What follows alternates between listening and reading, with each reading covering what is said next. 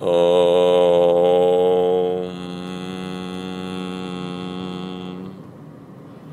Om.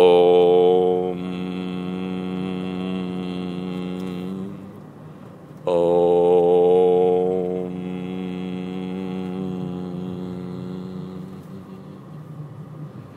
In this practice, we spend our time dropping down into ourselves. For in our days, we spend our time moving back and forth, like a chicken with its head cut off. We think, this will please me, that will please me, this will end my craving, that will end my suffering. And as the ancient Chinese philosopher Zunxi says, the path of this and not this is inexorably confused. The path of this and not this is inexorably confused. We could talk about duality. We could talk about the Tao. How as soon as the world knows good as good, not good appears. As soon as the world knows good as good, not good appears. We could talk about the Tao here. Duality. But for many of you, this might not make sense.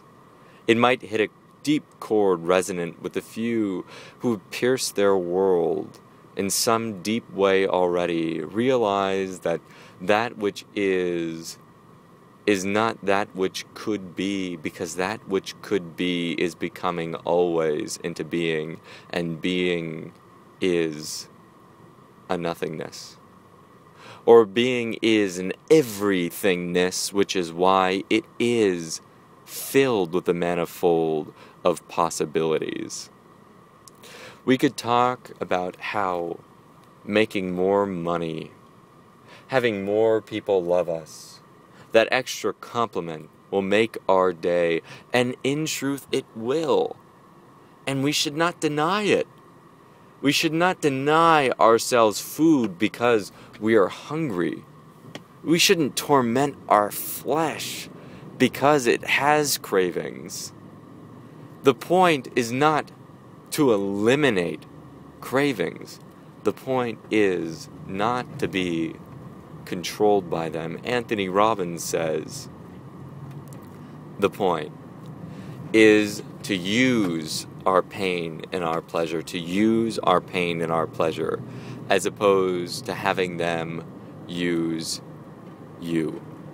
The point is to use your pain and pleasure, as opposed to having them use you. What does that mean? You wake up in the morning and you feel tired. It's a hard day and I have so much to do, so much responsibilities, and no one seems to give me any appreciation. In fact, everything I'm doing seems to be fought with adversity. And you feel pain. There is pain there. And you can choose at this point to be used by this pain, and to stop what you're doing, to give up, to throw your hands from the reins, to let go completely, and say, all right, you have it. Or you can hold on. Or you can use this pain, not be used by this pain, but use this pain to drive you forward with greater ambition and more determination and deeper devotion, because you know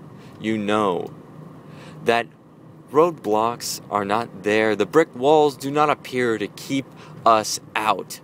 They keep those who do not want it bad enough from getting in. I say resistance is the gateway to growth. We use pain, tapas, as Patanjali puts it, to grow, to burn, to purify ourselves, to become what we want to be.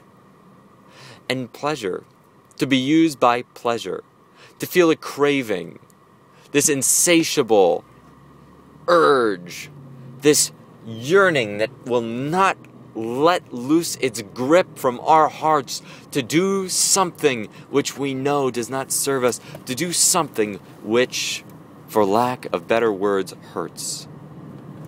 to be used by pleasure, to use our drugs, whatever our drugs of choice are, be them substances that we consume or feelings that we imbibe.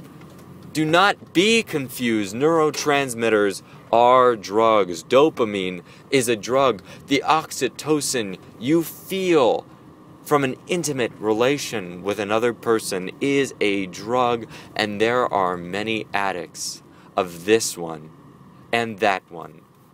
We are all addicted to something. I am addicted to food. I'm addicted to oxygen.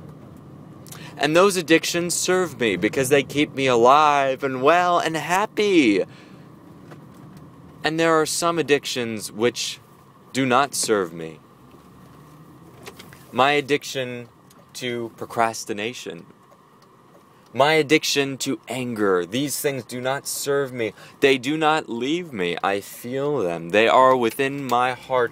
But the point is to use our pains and our pleasures and not to be used by them. So I use them. That energy, that same force, that same drive channeled and sublimated in me for productive, creative work as opposed to consumptive and destructive work. To be used by pain or pleasure versus using them. So I ask you today, how are you being used by your pains and your pleasures, and how are you using them to your advantage? Are you running around like a chicken with its head cut off because you have no time to just let go and be? Are you caught up in the utter duality of things it must be right or it is wrong? Or can you see gray in the world and let that be? Life is beautiful. Life is beautiful, and I am happy to believe it. Much love, many blessings, and live free.